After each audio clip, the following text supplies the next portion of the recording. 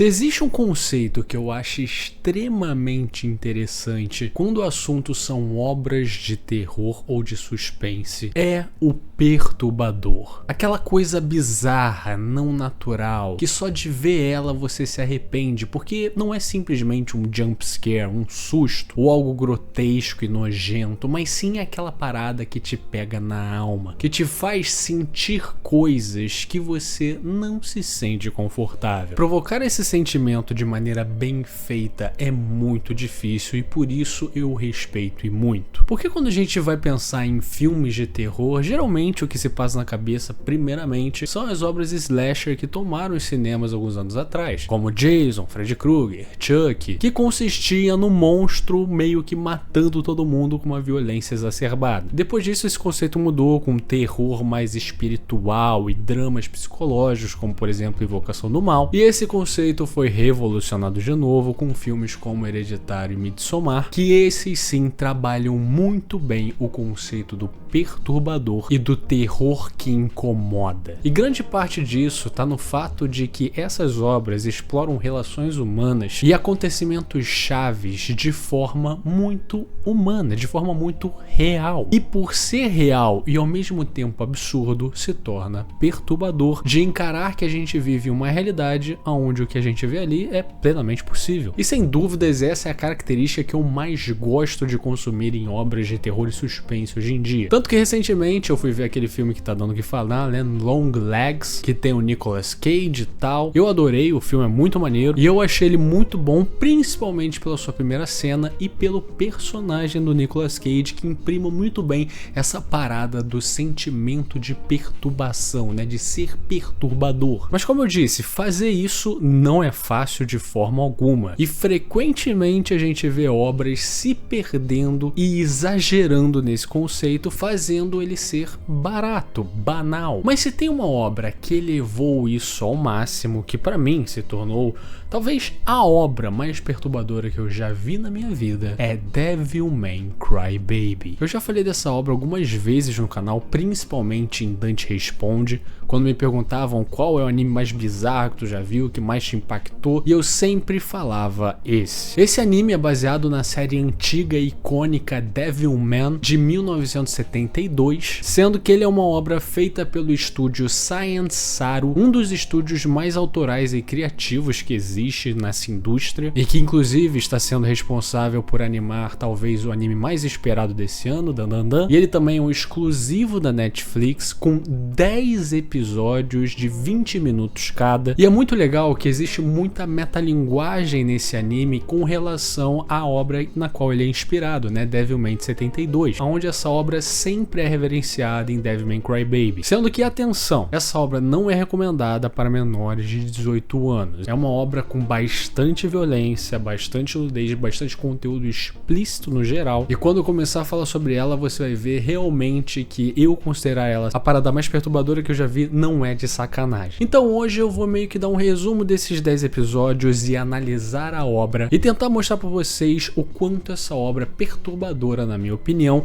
mas isso não quer dizer que ela é ruim, longe disso. Agora que eu vi pela segunda vez para gravar esse vídeo, vendo as coisas com mais detalhes, com mais atenção, eu acho que esse anime fica no meu top 15 fácil. Porém, com certeza, ela não é pra qualquer um. Já que eu vou falar da obra e analisá-la, é óbvio então que eu vou dar spoilers sobre a obra inteira, eu vou literalmente resumir ela aqui, então esteja avisado. O primeiro episódio é chave pra gente entender tudo que a gente vai presenciar a partir daqui. É meio que aquele momento onde o anime literalmente te manda apertar os cintos. Porque ele já começa com cenas no espaço, da Terra, coisas acontecendo sem muito sentido, aonde uma frase é dita: o amor não existe. Nada disso existe. Portanto, não existe tristeza. Era isso o que eu pensava. Vemos a Terra sendo destruída por um bando de explosões e se tornando uma bola de fogo. Depois disso, vemos duas crianças no que parece ser um penhasco, uma loira e a outra morena. Depois disso, vemos um gato todo fudido de uma caixa. E nesse momento, o garoto loirinho pega um estilete e fala pra matar o gato, pra acabar com o sofrimento dele. Enquanto a criança morena se recusa e diz que quer salvá-lo, ele ainda tem chance. Então a criança loira começa a narrar uma frase: as pessoas me desprezavam, e você era um chorão. A gente vendo a criança morena chorando pra caralho. E chorão quer dizer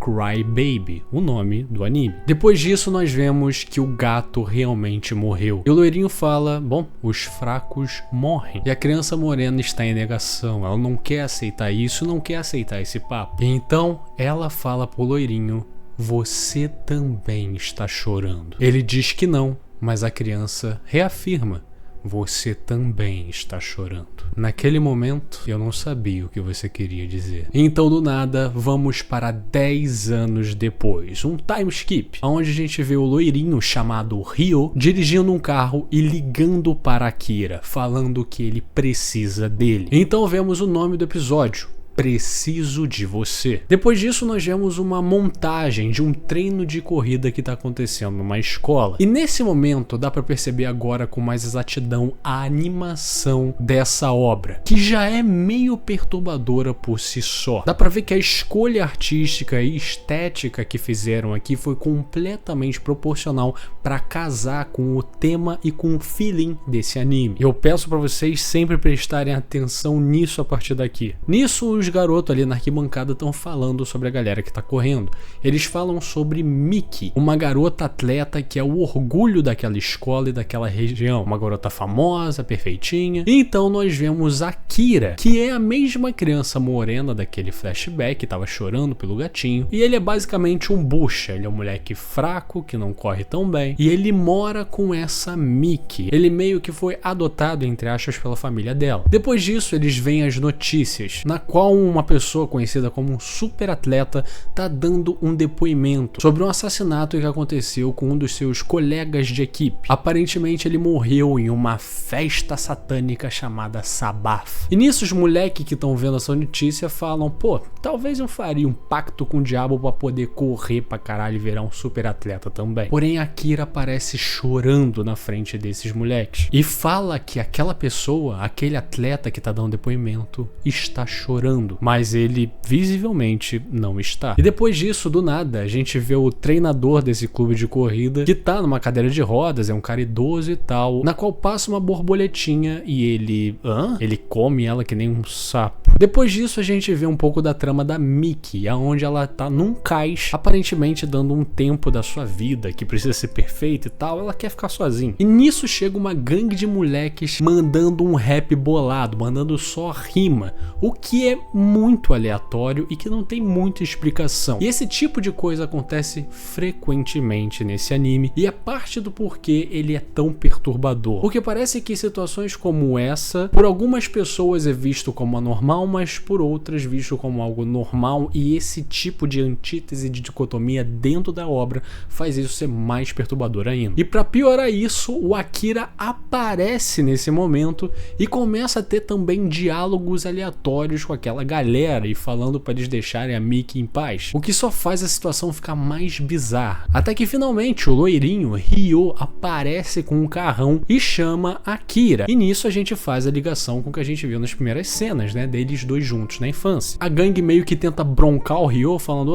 quem que é você, meu camarada, que porra é essa? E o Ryo simplesmente tira uma submetralhadora do seu sobretudo e ameaça os moleques, como se fosse a coisa mais trivial do mundo. Akira fala que esse moleque é um gênio e aparentemente ele é um professor nos Estados Unidos, mas tá aqui no Japão agora. E quando o Ryo pega o Akira e eles vão zarpar, a Miki tenta pará-lo, mas não consegue. No carro, o Ryo tem um bando de papo estranho para com o Akira. Ele fica dando papo de que por que a gente tem que obedecer lei e tal, não precisa disso, e como habilidades físicas não importam tanto assim. As verdadeiras habilidades dos humanos são demonstradas quando a gente pega em armas ou em carros. E nisso ele começa a contar sobre uma expedição que ele fez para a Amazônia com um professor russo chamado Fikira. Aparentemente ele foi lá para ajudar a traduzir a linguagem dos nativos que estavam por lá. Até que em determinado momento ele vê o professor Fikira martelando um pássaro de maneira meio bizarra. E nesse momento a gente vê a dublagem em inglês, né, do Ryo falando em inglês. E essa dublagem em inglês, mesmo estando dublado em japonês, acontece diversas vezes na série também. E eu não sei por que isso também deixa mais bizarro. Eu não consigo entender, é só o que eu sinto. Mas enfim, no meio daquela mesma noite, no meio da floresta, Fikira do nada tenta matar Ryo. E a gente vê que ele tá começando a se transformar num negócio meio bestial. E ele fala: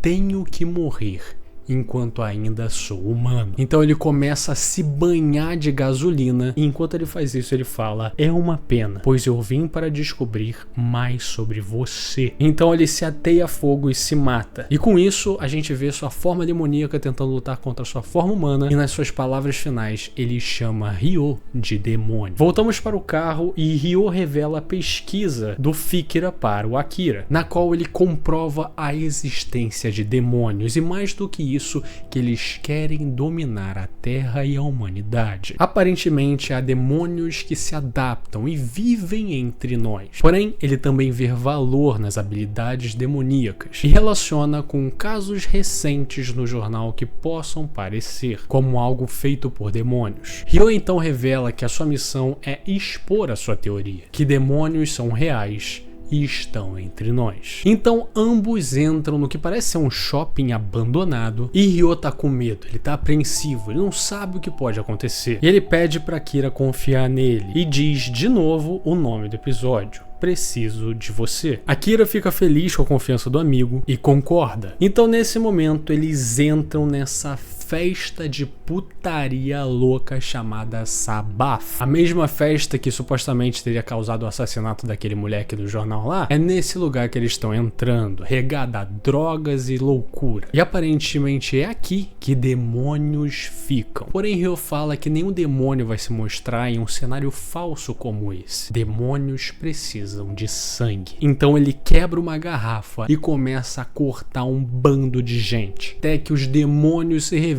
E nesse momento a animação vai pro caralho. Se já era bizarro antes, agora fica realmente doido. E quando um se revela, os outros se revelam e fica uma festa regada a demônios. Ryo começa a gravar tudo que tá acontecendo e fala para Amon, aparentemente um demônio, possuir Akira. Ele fica encurralado enquanto Akira vai ser devorado por outro demônio. Porém nesse momento ele é possuído por Amon e começa a causar uma carnificina nessa festa, se tornando um demônio que mata demônios. E Ryo vê a cagada que fez. Esse é o primeiro episódio e acho que ele determina muito bem o que a gente vai ver daqui para frente. É daqui pra pior. Depois desse evento, Akira muda de maneira drástica o seu físico, se tornando praticamente uma pessoa completamente diferente. Além do seu corpo mudar, ele se torna alguém sem filtro. Agora as mulheres dão atenção para ele, fazem tudo o que ele quer e ele começa a comer que nem um animal, mas também ele começa a ver pornô no meio da sala de aula como se fosse algo normal e um bando de comportamento maluco digno de um demônio. E nesse momento a gente vai para aquele treino de corrida que eles estavam acostumados a fazer e aí a gente vê o Akira correndo no seu novo corpo. E aqui a gente vê o quanto essa animação é maluca. E nesse momento ele realmente compreende o corpo que habita e que é derivado dos demônios. Enfim, depois disso ocorre um encontro de Ryo com Akira, onde eles falam sobre o que aconteceu naquela festa e tudo mais. E nisso Ryo fala que Akira agora é um Devil Man, corpo de demônio, coração de humano,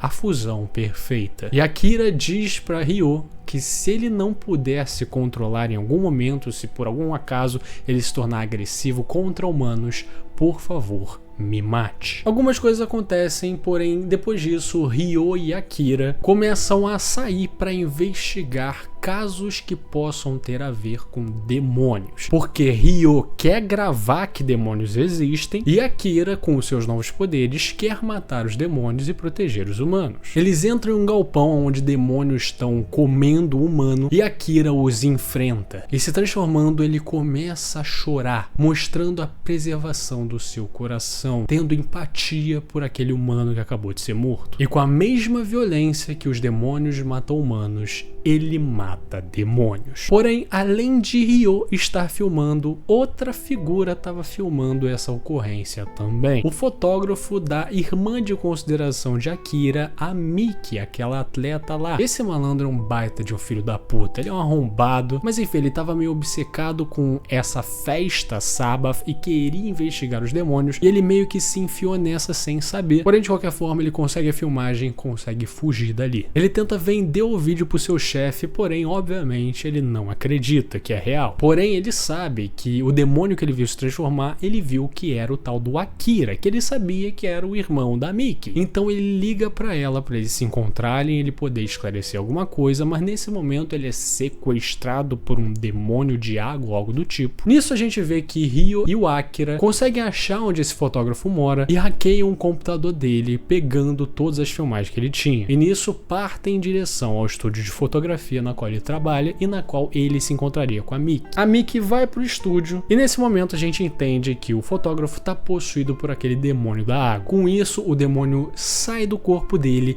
e vai pro corpo da Miki, a possuindo. E a gente começa a ver que tudo isso é um plano de demônios, de o que parece ser uma organização que se passa por humanos normais. Eles são liderados por uma mulher demônio chamada Silene, que parece ter uma fixação com Amon, o demônio que possuiu o Akira. E eles estão fazendo tudo isso para literalmente encurralar o Akira e meio que separar o Amon do Akira, e enfim. Eles tentam fazer exatamente isso usando a Miki possuída para encurralar o Akira, sendo que o Ryo tá preparado e consegue parar o plano deles. Nisso, Miki possuída tenta fugir, Akira parte para cima dela e, a beijando, ele suga o demônio que estava possuindo para dentro dele. E com o seu fogo demoníaco, ele começa a desidratar aquele demônio, que é expelido, e com isso, ele o mata. Nesse momento, Ryo tá interrogando aquele fotógrafo que tá completamente na merda depois de ter sido possuído e pergunta pra ele se mais alguém sabe daquilo e tal, e quando ele vê que ele é descartável, bom, ele o descarta dando um tiro na sua cabeça. Porém, Akira vê ele fazendo isso e, se justificando, Ryo fala que ninguém pode saber do segredo do Akira, e com isso ele aponta sua arma para Miki também. E nesse momento há o confronto, na qual Ryo diz: "Viva comigo ou morra por essa garota." Ele fala pra Akira não confiar em ninguém, só nele, afinal todos que ele conhecem podem ser demônios. Porém, subitamente, um corte acontece e aparentemente tá tudo bem. A gente tá na casa da Miki, tá toda a família dela lá reunida, a família que adotou o Akira, e tá tudo completamente normal. No momento dessa confraternização, a gente conhece um pouco mais da família do Akira, onde seus pais aparentemente são médicos que viajam o mundo ajudando pessoas e são bem ricos, mas infelizmente não são presentes na vida do seu próprio filho, o que fez com que a família da Miki, o adotasse, já que são famílias de amigos e tal. E obviamente ele sente saudade deles. E a gente começa a entender a razão do porquê o Akira entrou no atletismo e por que ele corre, porque algum dia ele acha que correndo e treinando para correr ele conseguiria alcançá-los. Porém, sua mãe tá vindo pro Japão para exatamente visitar o Akira, e quando ela tá no ônibus do aeroporto, do nada aparece seu marido, o pai do Akira, e rapidamente a gente vê que ele tá possuído por um demônio e ele começa a matar todas as pessoas do ônibus, inclusive ela. Nesse momento, Akira e Ryo estavam esperando no aeroporto e, com eles demorando, Ryo consegue rastreá-los e vê que eles estão aparentemente no hangar de manutenção do aeroporto. Entrando lá, eles veem a forma bizarra de um demônio com várias pessoas absorvidas dentro do seu próprio corpo e principalmente a face de sua mãe. Uma criatura bem perturbadora. Nisso, Akira explica o conceito de ser um Devilman, um demônio humano, e ele tenta fazer com que o pai dele consiga lutar contra o demônio que o possuiu. Ele realmente tenta, porém o próprio demônio corta sua própria cabeça para que seu pai não tenha nenhum tipo de controle sobre ele. Nisso, esse demônio bizarro começa a usar essas, entre aspas, máscaras de humanos em seu corpo para amolecer o coração de Akira, sendo que a sua mãe tá falando para ele não ter medo e que ela já tá morta. Me mata. E com isso, Akira é forçado a explodir a cara de sua mãe, matando o demônio. E com isso, ele chora. Depois disso a gente vai pra outra festa de putaria, outra festa da Sabbath lá, de satanismo, caralho, mas agora com a Miko e seu amigo. Miko era uma outra garota do clube de atletismo da galera e estando lá, ela se torna uma Devilman também, passando por um evento parecido com o que a Akira passou. Nisso a gente pula pro Ryo conversando com alguns de seus amigos, falando sobre aquele atleta que estava nos noticiários, que é conhecido como super atleta. E com as características dele, a gente vê que a sua transformação é muito parecida com a de Akira e que provavelmente ele é um Devilman também. Porém, essa conversa é interrompida pelo próprio Akira, que tá banhado em sangue de demônio. E com isso a gente descobre que o Akira tá usando aquele mapa para eles investigarem casos de demônios e indo sozinho caçá-los por vingança do que aconteceu com seus pais.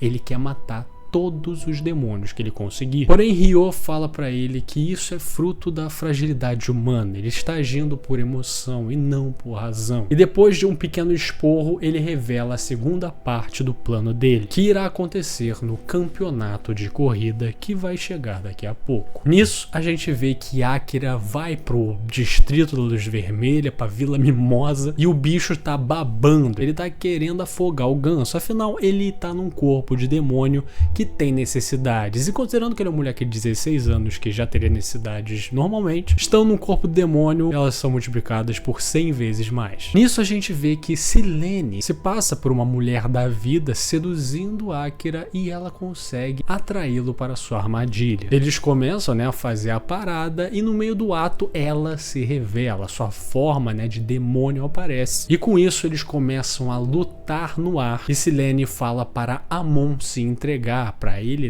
verdadeiramente ser a porra do demônio. Enfim, nisso uma luta bizarra acontece entre os dois, que eu não quero discutir sobre. E nesse momento o capacho da Silene, o Caim, se intromete, consegue separá-los e então ele propõe se fundir com ela. Em uma cena emocionante ali pros dois, onde eles conseguem ter energia pra lutar de novo, deixando Akira à beira da morte. Quando amanhece, Ryo encontra Akira desmaiado e com isso ele começa a contar o que ele viveu. E então ele consegue ver o estado da Silene, que por algum motivo não tinha matado ele dado seu golpe final. E aparentemente ela morreu antes de conseguir fazer isso, se tornando uma estátua. E nesse momento Akira pergunta a Ryo se demônios são capazes de amar, porque toda aquela fusão entre ela e seu capacho, aquilo parecia amor, e não é esse o tipo de sentimento que se esperaria de um demônio. Enfim, Ryo revela, ele quer desmascarar o super atleta chamado Koda. Ele quer fazer com que a população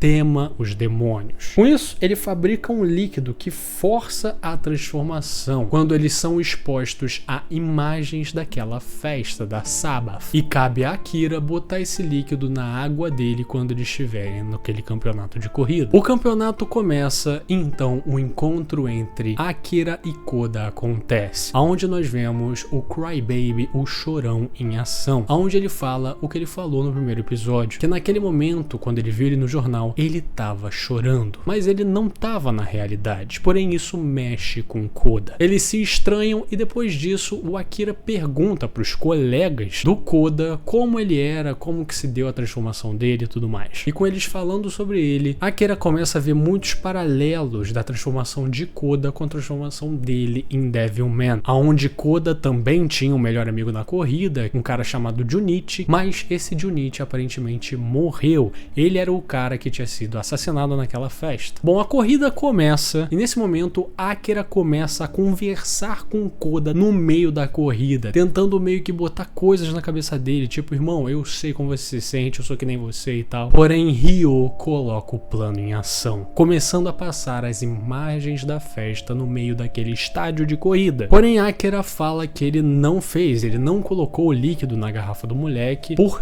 pena. Porém, Ryo já tinha feito o trabalho e Koda começa a se transformar. O demônio dentro dele assume e começa a matar todo mundo. Com isso, Ryo, em uma transmissão online, revela a verdade do mundo, que aquilo que eles estavam presenciando era um demônio e que eles existem, fazendo o medo se instaurar na população. E no fim, Akira enfrenta Koda e ainda tem o desejo de salvá-lo. Depois disso, nós temos um pequeno time skip, com um mundo bem mudado. A desconfiança tomou conta da humanidade e agora tem times de pessoas dedicadas a caçar demônios. E obviamente que tem bastantes inocentes matando inocentes achando que são demônios. E Ryo serve agora como uma espécie de porta-voz desse mundo, sempre dando notícias e falando sobre atualizações sobre os demônios. Nesse momento, Akira enfrenta Ryo e discute com ele sobre a realidade que eles estão vivendo, sobre a guerra que está se instaurando, na qual Akira está vendo que humanos, pessoas normais, estão sendo mortas. E Ryo fala que, bom, isso é guerra, baixas colaterais irão acontecer. A tensão entre eles fica cada vez maior, mas depois a gente vê que Akira realmente conseguiu salvar o Koda, fazendo ele ficar na cobertura de um prédio, isolado de todos. Nisso a gente vê que a Miki ainda está tentando ser positiva e ela começa a fazer posts na rede social expressando isso, que ainda há esperança e tal, e as pessoas começam a criticar ela, e isso vai ser importante daqui a pouco. E nessa turbulenta situação, Taro, a irmã de Miki e irmã de consideração do Akira, aparentemente também foi possuído por um demônio e é um Devilman. Ele já era meio fascinado pelo tema de demônio e tudo mais, mas agora parece que ele também foi, entre aspas, possuído, e isso é um problema. Depois disso a gente vê Ryo e Akira falando de novo sobre a situação atual, sobre a humanidade e tudo o que está acontecendo. E Ryo revela, olha, amigão, Devilmans também são demônios aos olhos das pessoas. Então essa humanidade cachorra vai continuar do jeito que está. E você não tá mais tão seguro assim. Porém, Akira fica puto e fala que ele vai juntar os Devilmans e tentar fazer uma resistência, tentar mudar a percepção que as pessoas têm sobre eles, com eles caçando demônios e mostrando que estão do lado deles. Nisso a gente vê que a mãe de Miki e seu filho Taro mandam um zap falando que eles estão fugindo. Obviamente a mãe de seu filho não vai deixar ele ser morto pelas autoridades por ser um demônio. E nisso seu marido, o pai da Miki e o pai adotivo do Akira, sai para procurá-lo e dá a Akira a missão de proteger a sua filha Miki. Nisso a gente começa a ver também um pouco do contexto político mundial, com os Estados Unidos achando que os demônios são uma arma biológica russa. Isso faz com que a tensão comece a crescer cada vez mais. Porém, subitamente, uma explosão de luz bizarra acontece na Terra, fazendo a frota da OTAN que ia atacar a Rússia desaparecer, como se fosse uma verdadeira intervenção divina. E com isso, Ryo se desespera, como se ele sentisse a pressão dessa explosão de alguma maneira. Nisso ele começa a repensar suas decisões, principalmente tentar entender quem ele é, o que faz ele retornar no local aonde ele meio que transformou o Akira no Devilman. Ele vê que a Saba apagou as evidências do que aconteceu ali. E não só isso, mas o professor Fikira também foi apagado dos registros. Isso é obviamente suspeito. Nisso nós vemos que Miku e Koda, os dois Devilmans, estão na resistência do Akira. Vemos que o pai de Miki, depois de passar por poucas e boas, encontra finalmente sua esposa e seu filho, porém não da forma que ele queria, com o seu filho já numa forma demoníaca, engolindo sua própria mãe. O que faz ele ter um duelo mental de eu tenho que atirar nele para tentar salvar minha mulher, o que sobrou dela, mas ao mesmo tempo ele é meu filho, ao mesmo tempo ele não é um demônio, é meu filho,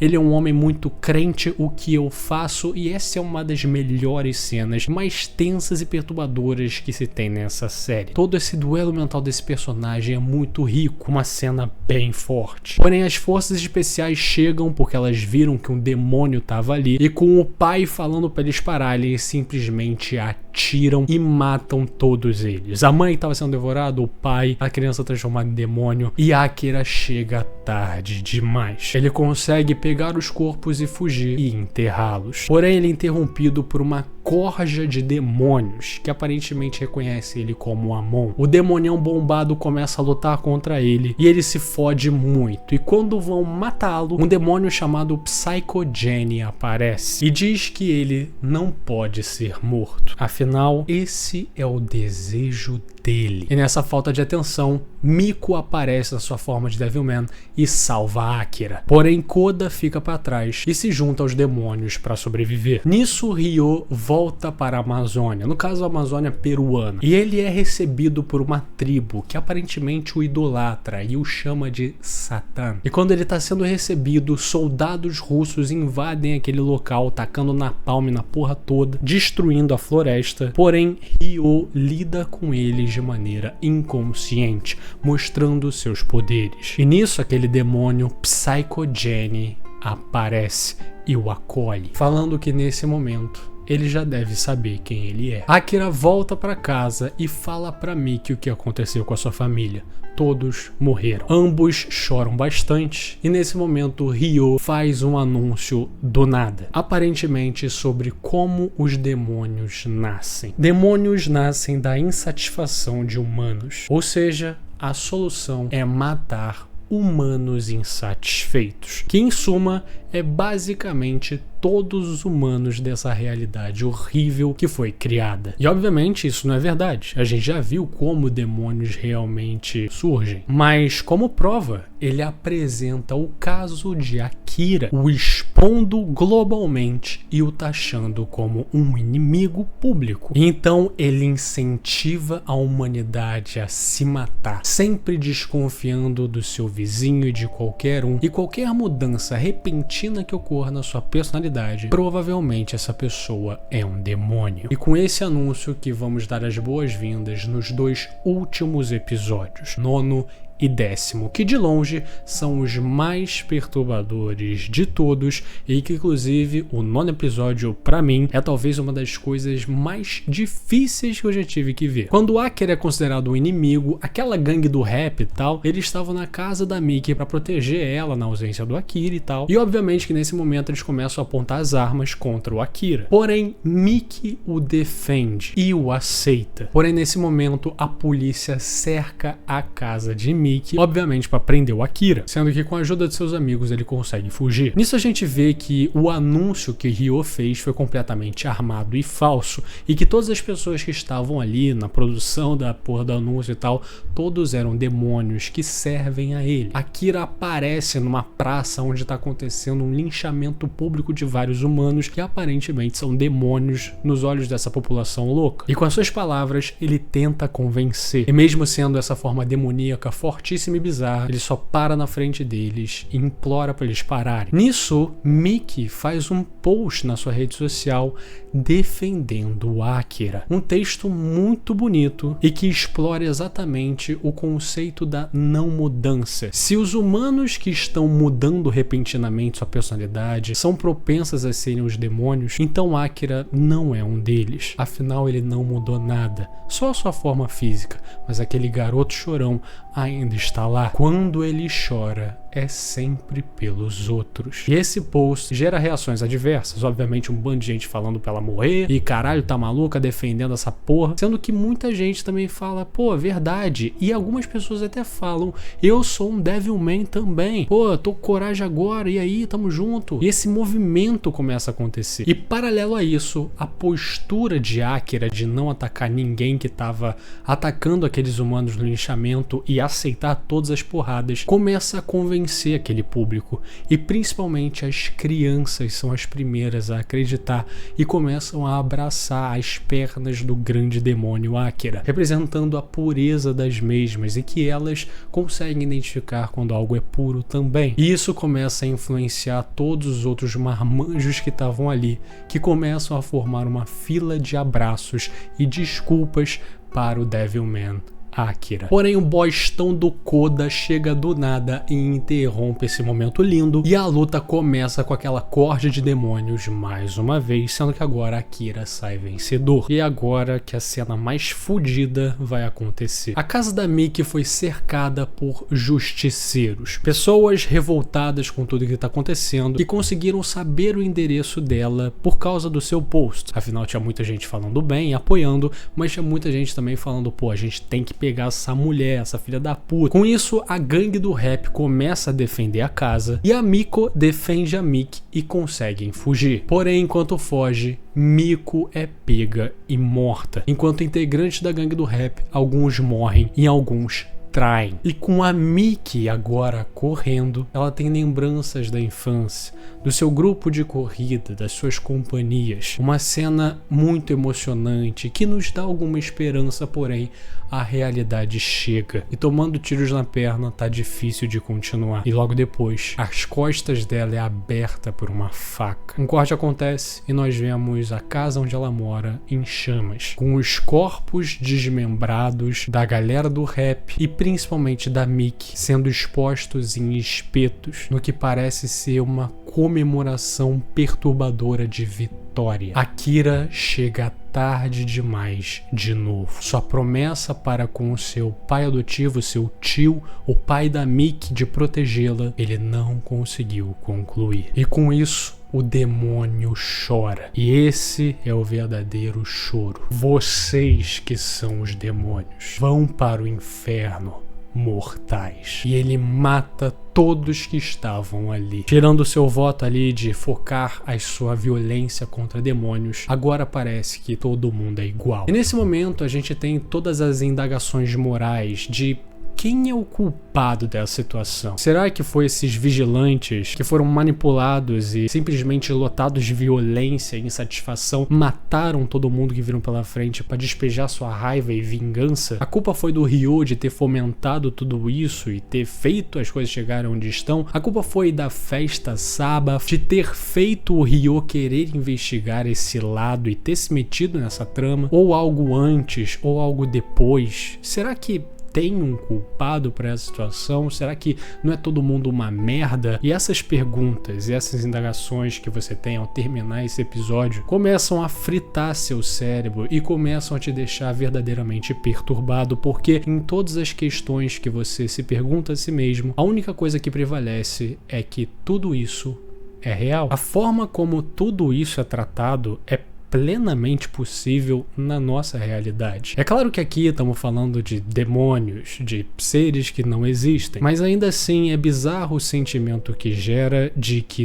tudo isso pode acontecer dado alguma circunstância especial. E o ruim de pensar que isso pode acontecer na nossa realidade é o fato de que se pode acontecer com você. Então vamos para o último episódio. De longe, o mais filosófico e metafórico que tem nessa série, e que depois disso que você acabou de ver, o seu cérebro já tá derretido. Eu lembro que a primeira vez que eu vi, eu quase não prestei atenção no 10º episódio. Eu só fiquei mais ou menos assim. Eu tava completamente fudido. A gente começa a ver uma cidade que parece que saiu de um conto de fadas, de uma história desenhada por crianças. Propositalmente não faz muito sentido, parece que ela é desenhada à mão. E começamos a ver as lembranças dos dois, de Ryo e Akira, deles quando pequenos. Então o reencontro dos dois acontece, mas agora nesse lugar destruído. Ryo então se revela como Satanás e começa a falar como o mundo era antes da humanidade, aonde demônios habitavam aqui e dominavam esse local com a lei do mais forte. Os fracos morrem, os fortes sobrevivem. Era um mundo mais simples, uma mentalidade mais fácil e objetiva. E esse antigo mundo começa a fazer relação com as imagens de mundo que a gente viu no primeiro episódio, na primeira cena. Mas Deus odiava tudo aquilo e principalmente odiava Satanás, que caiu ali depois de ter caído do paraíso. Ele acabou com os demônios e depois vieram os humanos. Porém, alguns demônios conseguiram sobreviver. E ele começa a relacionar criaturas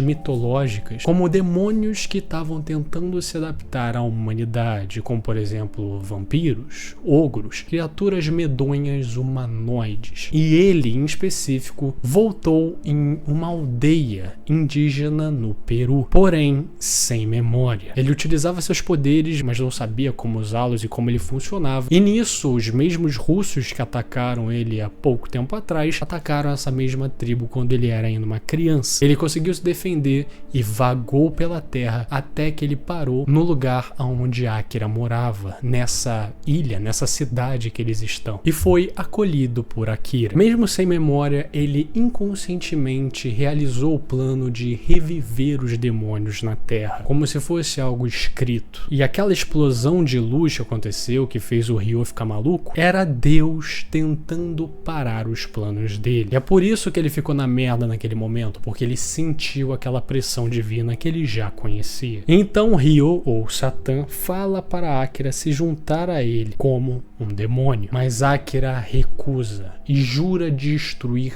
todos eles. Eles são a causa dele perder tudo o que ele ama e amava. Os Devilman se juntam a Akira por causa do post da Miki. E a gente vê aquele velho treinador que engolindo a borboleta como se fosse um sapo, ele também é um Devilman. Nós vemos que a humanidade começa a se atacar de maneira maluca e inúmeras guerras começam. A humanidade está literalmente se matando com esse medo dos demônios. E nisso, a Guerra Santa começa. O exército de Devilmans de Akira contra os demônios de Satanás. Isso tudo para proteger os últimos humanos da Terra. E nisso nós vemos Ryo, ou Satã, versus Akira em uma batalha frenética. E nesse momento, essa animação, todo esse jogo de luz, essa direção, o seu cérebro, que já estava derretido, começa já a sair pelo seu nariz e pela sua orelha. Mas eles, enfim, trocam golpes fatais. E então nós vemos eles dois conversando, no que parece ser uma conclusão amigável de tudo que aconteceu. Ryo fala que o mundo foi destruído, a humanidade completamente morta. E começa a fazer referências com o passado dos dois. Ele percebe que na sua vida, Akira ensinou a humanidade para Ryo, e principalmente a sua beleza. O que leva a gente para aquela cena do gato, que estava fodido na caixa e tal, e Ryo ficou falando, cara, para de morrer por um gato velho, doente. E Akira falou, você está chorando também? Depois de Ryo lembrar disso, ele olha para Akira, mas Akira não responde, porque Akira morreu. Sua parte da cintura para baixo foi decepada no ataque. Ele estava morto desde o início dessa conversa. E agora Ryo, ou Satã,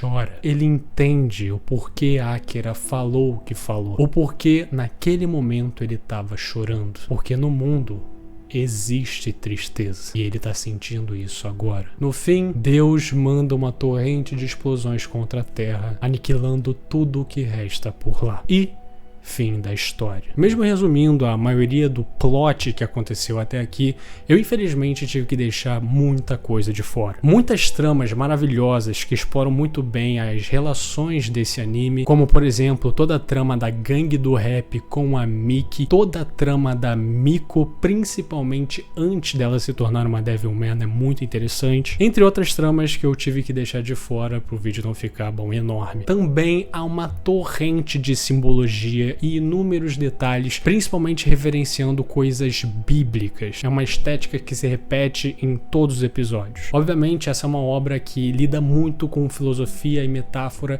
e principalmente as indagações morais de um ser humano. O que é ser humano? O que define um ser humano? O quanto demônios e humanos são parecidos? Afinal, humanos, se são colocados ao limite, conseguem ser demônios, e demônios aparentemente são capazes de amar também. Então, em que ponto nós nos diferenciamos? O que leva a gente a ver que as relações humanas e a humanidade como um todo é tratada de uma maneira bizarra, deturpada e perturbadora, mas que estranhamente é real até demais, e isso potencializa tudo isso. A aliança da animação não convencional com a trilha sonora, com a estética, com os detalhes e principalmente o trabalho cru das relações que foi colocado em prática aqui, faz dessa obra uma das peças mais perturbadoras, se não a mais, que eu já vi na minha vida, mas de uma forma boa.